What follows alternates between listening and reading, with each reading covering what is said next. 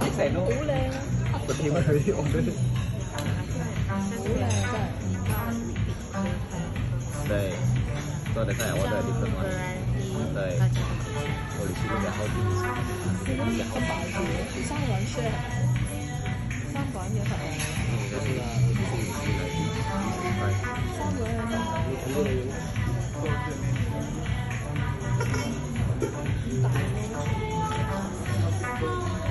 Classic beef Wellington. As you can see, we're using the tenderloin part of the beef that is cooked medium Wellington. Cái này thì cắt đầu. So this will be Yogi Macai. Roti Bacai empanada.